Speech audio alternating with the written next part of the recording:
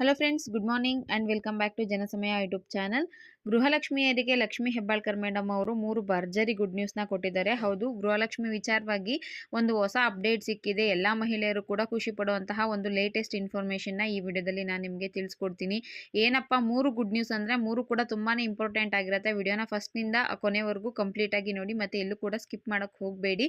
ಹಾಗೆ ಮೊದಲನೇ ಬಾರಿ ನೀವೇನಾದರೂ ನನ್ನ ಚಾನಲ್ ನೋಡ್ತಿದ್ದು ಇಲ್ಲಿವರೆಗೂ ಸಬ್ಸ್ಕ್ರೈಬ್ ಮಾಡ್ಕೊಂಡಿಲ್ಲ ಅಂದರೆ ಹಾಗೆ ಸಬ್ಸ್ಕ್ರೈಬ್ ಮಾಡ್ಕೊಳ್ಳಿ. ಪಕ್ಕದಲ್ಲೇ ಕಾಣುವಂಥ ಬೆಲ್ ಬಟನ್ ಮೇಲೆ ಕ್ಲಿಕ್ ಮಾಡಿ.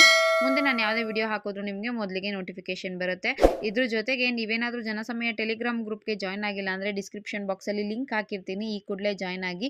ಅದರಲ್ಲಿ ಕೂಡ ನಿಮಗೆ ಸಾಕಷ್ಟು ಇನ್ಫಾರ್ಮೇಷನ್ಗಳನ್ನ ನಾನು ತಿಳಿಸ್ಕೊಡ್ತಾ ಇರ್ತೀನಿ. ಇನ್ನು ಗೃಹಲಕ್ಷ್ಮಿ ವಿಚಾರವಾಗಿ ಮೂರು ಭರ್ಜರಿ ಗುಡ್ ನ್ಯೂಸ್ನ ನಮ್ಮ ರಾಜ್ಯ ಸರ್ಕಾರ ನೀಡಿದೆ. ಅದರಲ್ಲಿ ಮೊದಲನೇ ಗುಡ್ ನ್ಯೂಸ್ ಏನಪ್ಪ ಅಂದರೆ, ಇನ್ನು ಮುಂದೆ ಇಂತಹ ಮಹಿಳೆಯರಿಗೂ ಕೂಡ ಗೃಹಲಕ್ಷ್ಮಿ ಹಣ ಬರುತ್ತೆ. ಯಾರಿಗೆ ಅಂತ ನೋಡೋದಾದರೆ, ತೃತೀಯ ಲಿಂಗ ಇರ್ತಾರಲ್ಲ ಅಂಥವರಿಗೆ, ಟ್ರಾನ್ಸ್ಜೆಂಡರ್ಗೂ ಕೂಡ ಇನ್ನು ಮುಂದೆ ಗೃಹಲಕ್ಷ್ಮಿ ಹಣ 2,000 ರೂಪಾಯಿ ಅಮೌಂಟು ಬರುತ್ತೆ. ಇದಕ್ಕಿಂತ ಮುಂಚೆನೇ ಆದೇಶನ ಹೊರಡಿಸಿದ್ರು, ಬಟ್ ಅವ್ರಿಗೆ ಇಲ್ಲಿವರೆಗೂ ಕೂಡ ಅಮೌಂಟು ಬಂದಿರಲಿಲ್ಲ. ಈಗ 15ನೇ ಕಂತಿನ ಅಮೌಂಟು ಬಂತು ಗೊತ್ತಾ, ಆಗ ಅವ್ರಿಗೆ ಮೊದಲನೇ ಕಂತಿನ ಗೃಹಲಕ್ಷ್ಮಿ ಹಣ ಬಂದಿದೆ. ಸೊ ಇನ್ನು ಮುಂದೆ ಅಂಥವ್ರು ಯಾರಾದರೂ ಇದ್ದರೆ, ಟ್ರಾನ್ಸ್ಜೆಂಡರ್ಗಳು ಅಂದರೆ ತೃತೀಯ ಲಿಂಗಿಗಳು ಯಾರಾದರೂ ಇದ್ದರೆ, ಅವ್ರು ಈಗಲೂ ಕೂಡ ಅಪ್ಲಿಕೇಶನ್ ಹಾಕೋದಕ್ಕೆ ಅವಕಾಶ ಇರುತ್ತೆ. ಅಪ್ಲಿಕೇಶನ್ ಹಾಕೋಬೋದು. ಪ್ರತಿ ತಿಂಗಳು ಕೂಡ ಅವ್ರಿಗೆ 2,000 ರೂಪಾಯಿ ಅಮೌಂಟು ಸಿಗುತ್ತೆ ಗೃಹಲಕ್ಷ್ಮಿದು. ಇದ್ರ ಬಗ್ಗೆ ಒಬ್ಬರು ತೃತೀಯ ಲಿಂಗಿಯವರೇ ಮಾತಾಡಿದ್ದಾರೆ. ಏನಪ್ಪ ಅಪ್ಡೇಟ್ ಕೊಟ್ಟಿದ್ದಾರೆ ಅಂತ ನೋಡಿದ್ರೆ, ರಾಜ್ಯ ಸರ್ಕಾರದಿಂದ ಅವರಿಗೆ ಬಹಳಷ್ಟು ಸಹಾಯ ಆಗಿದೆ. ಸಿಎಂ ಸಿದ್ದರಾಮಯ್ಯ ಅವರು ಶಕ್ತಿ ಯೋಜನೆ ಅಡಿಯಲ್ಲಿ ಉಚಿತವಾಗಿ ಪ್ರಯಾಣ ಮಾಡೋದಕ್ಕೂ ಕೂಡ ಅವಕಾಶನ ಕಲ್ಪಿಸಿದ್ದಾರೆ. ಅದ್ರ ಜೊತೆಗೆ ಈಗ ಅವ್ರಿಗೆ 2,000 ರೂಪಾಯಿ ಹಣ ಸಿಗ್ತಿರೋದು ಕೂಡ ಒಂದು ಖುಷಿ ವಿಚಾರ ಅಂತಾನೆ ಹಂಚ್ಕೊಂಡಿದ್ದಾರೆ. ಇನ್ನು ಎರಡನೇ ವಿಚಾರ ಏನಪ್ಪ ಭರ್ಜರಿ ಗುಡ್ ನ್ಯೂಸ್ ಅಂದರೆ, ನಿಮಗೆ ಗೃಹಲಕ್ಷ್ಮಿ ಅಪ್ಲಿಕೇಶನ್ ಹಾಕಿರ್ತೀರಾ, ಒಂದು 4ನೇ ಕಂತಿನವರೆಗೂ ಹಣ ಬಂದಿರುತ್ತೆ, ಕೆಲವರಿಗೆ 10ನೇ ಕಂತಿನವರೆಗೂ ಹಣ ಬಂದಿರುತ್ತೆ. ಅದಾದಮೇಲೆ ಅವ್ರಿಗೆ ಹಣ ಬಂದೇ ಇರೋದಿಲ್ಲ, ಸ್ಟಾಪ್ ಆಗಿಬಿಟ್ಟಿರುತ್ತೆ.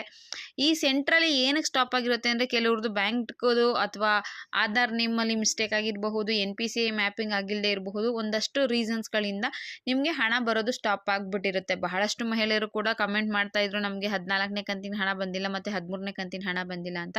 ಇದಕ್ಕಿಂತ ಮುಂಚೆ ಒಂದು ಪತ್ರಿಕಾಗೋಷ್ಠಿಯಲ್ಲಿ ಕೂಡ ಒಂದು ಮಾಹಿತಿ ಬಂದಿತ್ತು. ಏನಪ್ಪ ಅಂದರೆ, ಪ್ರತಿ ಸಲ ಕೂಡ ರಾಜ್ಯ ಸರ್ಕಾರ ಈಗ 1,22,00,000 ಜನ ಇರ್ತಾರಲ್ವ ಅಪ್ಲಿಕೇಶನ್ ಹಾಕಿರೋರು, ಅಷ್ಟು ಜನಕ್ಕೆ ಹಣ ಹಾಕಿರೋದಿಲ್ಲ. ಅದರಲ್ಲಿ ಒಂದು 70,000ಕ್ಕೋ 1,00,000 ಮಹಿಳೆಯರಿಗೆ ಒಂದೊಂದು ತಿಂಗಳಲ್ಲಿ ಪೆಂಡಿಂಗ್ ಉಳಿಸ್ಕೊಂಡಿರ್ತಾರೆ. ಅಂದರೆ ಅವ್ರಿಗೆ ಹಣ ಹೋಗಿರಲ್ಲ. ಏನಕ್ಕೆ ಅಂದರೆ, ಅವ್ರದ್ದು ಸೇಮ್ ರೀಸನ್ ಈಗ ಹೇಳಿದ್ನಲ್ಲ, NPCI ಮ್ಯಾಪಿಂಗ್ ಆಗಿರೋದಿಲ್ಲ, ಬ್ಯಾಂಕಲ್ಲಿ ಏನೋ ಪ್ರಾಬ್ಲಮ್ ಆಗಿರುತ್ತೆ, ಆ ರೀತಿಯಾಗಿ ಅವ್ರಿಗೆ ಸ್ಟಾಪ್ ಆಗಿರುತ್ತೆ.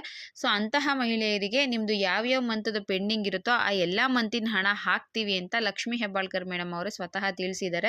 ಸೊ ಗೃಹಲಕ್ಷ್ಮಿಯರಿಗೆ ಖಂಡಿತವಾಗ್ಲೂ ಇದು ಒಂದು ಗುಡ್ ನ್ಯೂಸ್ ಅಂತಲೇ ಹೇಳಬಹುದು. ಇಲ್ಲಿವರೆಗೂ 30,000 ರೂಪಾಯಿ ಇಷ್ಟೋ ಮಹಿಳೆಯರಿಗೆ ಬಂದಿದೆ. ಕೆಲವ್ರಿಗೆ ಎಲಿಜಿಬಲ್ ಇದ್ದರೂ ಕೂಡ ಒಂದು 3-4 ಕಂತಿನ ಹಣ ಬಂದಿರೋದಿಲ್ಲ, ಒಂದು 5-6 ಕಂತಿನ ಹಣ ಬಂದಿರೋದಿಲ್ಲ, ಇಲ್ಲ ಸ್ವಲ್ಪ ಹಣ ಬಂದು ಸ್ಟಾಪ್ ಆಗಿಬಿಟ್ಟಿರುತ್ತೇನೆ. ನೋಡಿ, ನಿಮಗೂ ಕೂಡ ಹಳೆ ಹಣ ಪೆಂಡಿಂಗ್ ಇದೆ ಅಲ್ವಾ, ಅದೆಲ್ಲ ಕೂಡ ಒಟ್ಟಿಗೆ ಬರುತ್ತೆ. ಇದು ಲಕ್ಷ್ಮೀ ಹೆಬ್ಬಾಳ್ಕರ್ ಮೇಡಮ್ ಅವ್ರು ಕೊಟ್ಟಿರುವಂತಹ ಹೊಸದೊಂದು ಗುಡ್ ನ್ಯೂಸು ಗೃಹಲಕ್ಷ್ಮಿಯರಿಗೆ. ನೆಕ್ಸ್ಟ್ 3ನೇ ಗುಡ್ ನ್ಯೂಸ್ ಏನಪ್ಪ ಅಂದರೆ, ಈ ಗುಡ್ ನ್ಯೂಸ್ ಹೇಳೋಕ್ಕಿಂತ ಮುಂಚೆ ಇನ್ನೊಂದು ಇಂಪಾರ್ಟೆಂಟ್ ಇನ್ಫಾರ್ಮೇಷನ್ ತಿಳಿಸ್ಬೇಕು. ಏನಪ್ಪ ಅಂದರೆ, ಕರ್ನಾಟಕ ರಾಜ್ಯದಲ್ಲಿ ಇರುವಂತಹ ದೇವದಾಸಿ ಮಹಿಳೆಯರಿಗೂ ಕೂಡ ಗೃಹಲಕ್ಷ್ಮಿ ಹಣ ತಲುಪ್ತಾ ಇದೆ. ಈ ಯೋಜನೆ ಅಡಿಯಲ್ಲಿ ಅವರಿಗೆ ಪ್ರತಿ ತಿಂಗಳು 2,000 ರೂಪಾಯಿ ಹಣ ಸಿಗ್ತಾ ಇದೆ.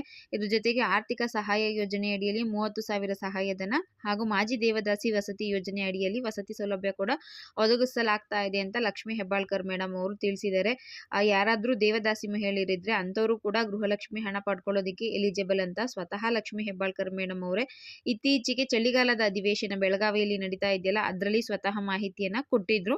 ಇನ್ನು 3ನೇ ಗುಡ್ ನ್ಯೂಸ್ ಏನಪ್ಪಾ ಅಂತ ನೋಡೋದಾದ್ರೆ, ಇಷ್ಟು ದಿನ ಗೃಹಲಕ್ಷ್ಮಿ ಅಮೌಂಟ್ ಬಿಡುಗಡೆ ಆಯಿತು ಅಂದರೆ, ಒಂದು ಕಂತಿನ ಹಣ ಬಿಡುಗಡೆ ಆಯಿತು ಅಂದರೆ ಎಲ್ಲಾ ಮಹಿಳೆಯರ ಖಾತೆಗೆ ಬಂದು ತಲುಪೋದಿಕ್ಕೆ ಸುಮಾರು 15ರಿಂದ 20 ದಿನ ತಗೊಂತಾ ಇತ್ತು. ಕೆಲವು ಸಲ ಒಂದು ತಿಂಗಳು ಕೂಡ ಹಣ ಬರೋದಕ್ಕೆ ಆಗ್ತಾ ಇತ್ತು.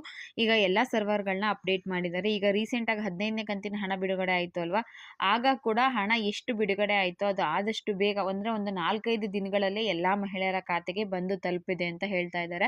ಸುಮಾರು 80% ಅಷ್ಟು ಮಹಿಳೆಯರಿಗೆ ಹಣ ಬಂದಿದೆ. ಬಾಕಿ ಉಳಿದಂಥವ್ರಿಗೆ ಇನ್ನೊಂದು 2-3 ಡೇಸಲ್ಲಿ ಬಂದು ಕ್ಲಿಯರ್ ಆಗುತ್ತೆ ಅಂತ ತಿಳಿಸಿದ್ದಾರೆ.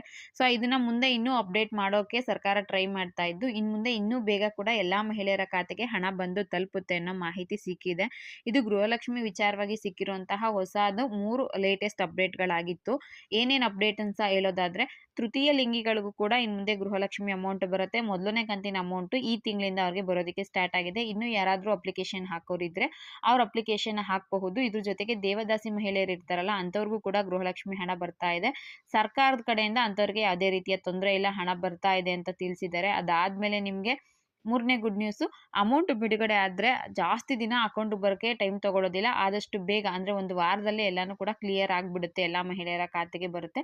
ಸರ್ವರ್ಗಳನ್ನ ಅಷ್ಟು ಬೇಗ ಕ್ಲಿಯರ್ ಮಾಡ್ತಾ ಇದ್ದಾರೆ ಅನ್ನೋ ಹೊಸ ಇನ್ಫಾರ್ಮೇಷನ್ ಸಿಕ್ಕಿದೆ. ಇದಿಷ್ಟು ಗೃಹಲಕ್ಷ್ಮಿ ವಿಚಾರವಾಗಿ ಸಿಕ್ಕಿರುವಂತಹ 3 ಹೊಸ ಅಪ್ಡೇಟ್ಗಳಾಗಿತ್ತು. 3 ಗುಡ್ ನ್ಯೂಸ್ಗಳು ಕೂಡ ಇದೇ ಆಗಿತ್ತು. ಈ ವಿಡಿಯೋ ನಿಮಗೆ ಇಷ್ಟ ಆಗಿದ್ರೆ ಒಂದು ಲೈಕ್ ಮಾಡಿ, ಶೇರ್ ಮಾಡಿ, ಮಿಸ್ ಮಾಡದೆ ಸಬ್ಸ್ಕ್ರೈಬ್ ಮಾಡ್ಕೊಳ್ಳಿ.